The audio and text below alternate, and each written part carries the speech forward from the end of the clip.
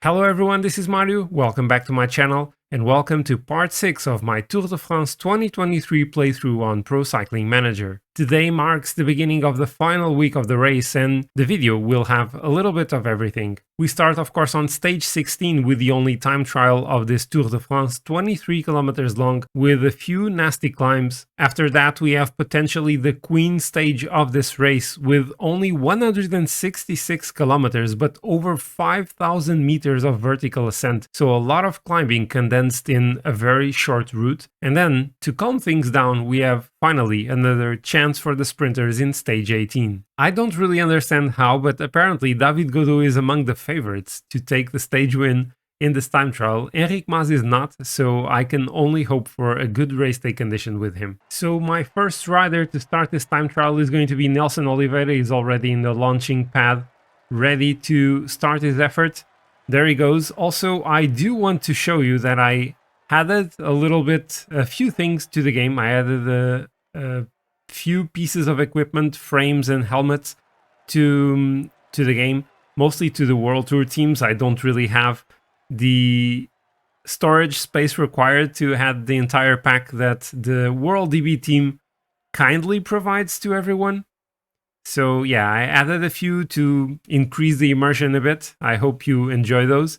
And of course, I'm trying to go all out with Nelson Oliveira on the +1. He could potentially challenge for the stage win. Probably not. It's a bit tough. And so Nelson is now on the final climb. He's approaching the second intermediate checkpoint and he has the best time. So Nelson is now in the final kilometer of the race. Let's just conserve this a little bit. Maybe I could have gone a little bit harder in the flat section. Let's push it all out. Now he gets the best time at the end. 2 minutes and 3 seconds faster than Michael Gogol. That is a really good time, but probably not enough to get the stage win. So currently we have Gorka Izagirre on the road, also Matteo Jorgensen. I'm conserving with Jorgensen, but actually I need to conserve here in the downhill, and I kind of forgot about that. I am conserving with Jorgensen because his freshness is really not great at the moment, but I'm trying to give it my best with Gorka. He is 29 seconds down in the first intermediate checkpoint, which isn't terrible. Nelson Oliveira is 10th, Alex Aramburu is 11th. I went all out with the two of them, but I'm mostly conserving with the others. Now approaching the second intermediate checkpoint, let's see how Izagirre is doing. Is 123 down already. So Gorka Izagirre finishes with the 32nd best time, 153 down on Mikel Bjerg, still holds the best time ahead of Wilco Kelderman and Fred Wright. And Enric Mas is now about to start his effort on a +2. It's not a terrible race day condition, so at least I hope that he can hold the lead he has over Jai Hindley and doesn't lose much more to the others that are in the top 3. He is now approaching the first intermediate checkpoint. Let's see how his time was. 22 seconds down.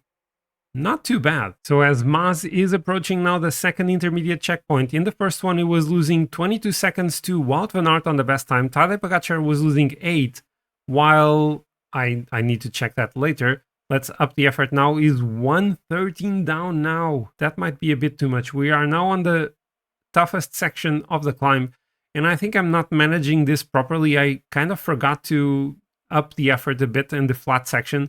I went for a large part of it on 60, and I wanted to go at 67. Pogacar is 26 seconds down on the second checkpoint. Carapaz losing 129, and 110 is what Vingegaard is losing. I took the red energy way too much to the limit. I don't think I managed this the way I should. I went too easy on the flat section. Way too easy. I'm not going to get a great result here. 131 down. Tadej Pogacar is about to finish his effort and he loses 23 seconds to Wout van Aert. Carapaz is going to lose, I think, a lot of time. He's just now entering the final kilometer. So Carapaz is about to cross the line and he loses 153. So I gain 22 seconds to him. Now Vingegaard is going to be the final one to cross the line, and he finishes 131 on the same time as Enric Mas. That was pretty good in the end. Wout van Aert takes the stage win ahead of Dani Martinez and Tadej Pogacar in third. And after this, Jonas Vingegaard keeps the lead. Tadej Pogacar goes up to second, 151 down on the Danish rider. Then Richard Carapaz is a little bit under a minute ahead of Enric Mas in fourth. 23rd best time, 132 down, actually 1 second worse than Jonas Vingegaard. I could have managed this so much better, but after the downhill, I forgot initially to change the effort from 62 back to 67. So yeah, this could have been better, maybe 10-15 seconds. I could have gotten that. But hey, I did manage to beat David Gaudu in the time trial, and he was one of the favorites for the stage. What this now means is that Jai Hindley closed the gap a little bit to Enric Mas. He is now 1 minute and 48 seconds behind. After the time trial, my rider's freshness did improve a little bit. We should be in a good condition. It's going to be super hard, and I really need a good day on Enric Mas today. And can please Jumbo-Visma get its act together? Because this time it's Sepp Kuss saying that there is still time for them to attack Jonas Vingegaard in the lead. So yeah, I think this might be game over for Enric Mas in the GC, because he's on a -1 in the hardest stage of the Tour de France. Yeah, he's not going to gain any time on anyone, and they are pushing hard from the start. Yeah, everything is going just okay for him. We have Groupama FDJ again at the front of the peloton, like we've seen in a few other stages. It ended up on those occasions not to be a particularly good sign for David Gaudu. He wasn't really feeling that strong in those days. The breakaway is not too large, only 8 riders up the road. Warren Barguil, Luis Mentiez, Sylvain Dillier, then Renard, Rasmus Tiller, Giulio Ciccone, probably the best, then Fred Wright and Quinn Simmons. And the pace in the peloton really slowed down. It's now DSM at the front with John Degenkolb pacing and controlling the peloton. The gap to the breakaway increased up to almost 7 minutes by now, and only 4 riders left. Luis Mentiez, Dillier, Warren Barguil and Giulio Ciccone. So this is so ridiculous. The pace is so low that only now Fabio Jakobsen got dropped. We don't have a gruppetto formed yet. Mark Cavendish dropping now. But I don't feel confident enough in trying any bold moves today because of the -1 with Enric Mas. So we are now starting the ascension of the second category climb, the Montée de Longefoy. We are 8 minutes behind the breakaway group. It's not impossible to still get to them because the final climb, the Col de la Loze, is super long. 38 kilometers left for the peloton in this stage. We are 5 minutes behind the 3 remaining riders in the breakaway, as Groupama and DSM are still the ones pacing at the front, as the pace now increased quite a bit. 53 riders left still in the main peloton. Okay, let's try to shake things up a bit, and let's have Team Portugal doing what they did already in this race, which didn't really work out as I intended, but yeah, maybe this time it will work a little bit better. Hopefully this is not a mistake I'm making. It most likely is. And the pace is now increasing with Bahrain working at the front, and my riders are being dropped a little bit. Yeah, Nelson and Ruben were already caught as Pello Bilbao is attacking. Okay, that is an early attack. Yeah, why did I attack? Why did I attack there? And we have Hindley and David Gaudu attacking. They are almost getting to Pello Bilbao, who's at the front. Mentiez and Dillier are still at the front while Ciccone got dropped. That is not what I would expect. Hindley is going. I can't be the one pacing. Come on. Still 25 kilometers left in the stage. This is ridiculous. This is absolutely ridiculous. And Tadej Pogacar is attacking, followed by Vingegaard. He is not following, trying to pace him back. But the attack wasn't too strong. It just basically increased the tempo in this group. 13 riders left. Vingegaard is by himself. Now 11 riders left. I think Wout van Aert was the final one. Yeah, he is now gone. Let's try to hold together with the others. Come on, man. You can do this. You can do this, Mas. We're down. Yeah, we got dropped. We just got dropped. Damn it. 5 riders ahead of us. I can't attack back to them. There's too much left in this climb. This is absolutely insane. So with still 17 kilometers left, we have Pogacar, Vingegaard, Hindley and Gaudu with Carapaz ahead of them. Everyone I should be marking, but I'm not.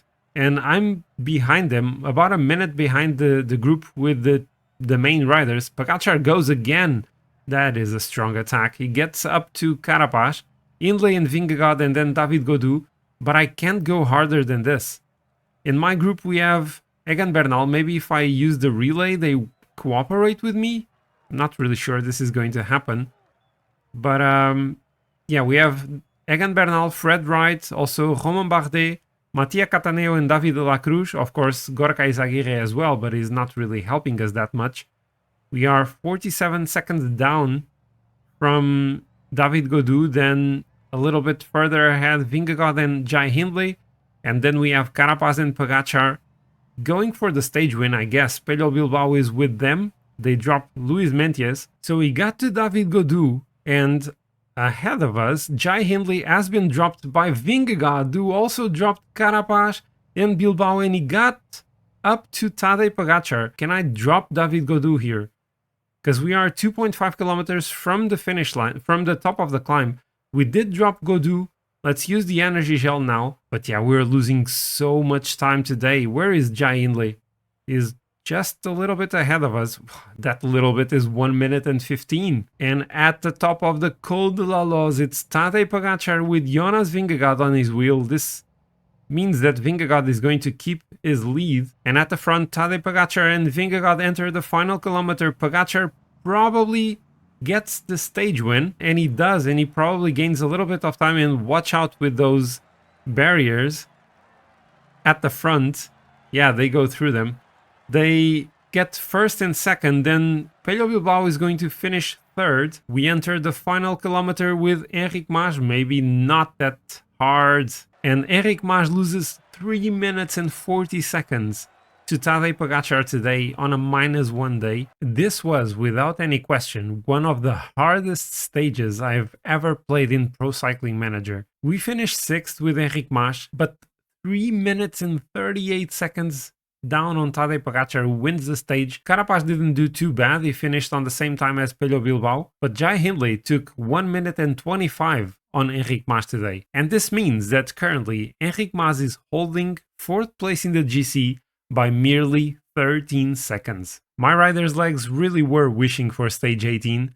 This is a relatively easy one, completely flat, although it's almost 200 kilometers long. It's a chance for the sprinters. Maybe this time Alex Aramburu can do a little bit better and maybe finally get a top 10 finish. So today we start the day with Alex Aramburu on a 0 day. He's really far behind in the peloton, but I want to try to take him in the breakaway because, I mean, it's probably not going to succeed.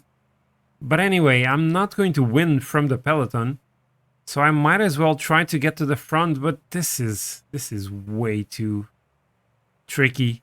I mean, I think we should have like a neutralized part of the stage so that we could sort out the breakaway things. But the breakaway formation phase did take its time, so I'm going to try to go for it with Aramburu.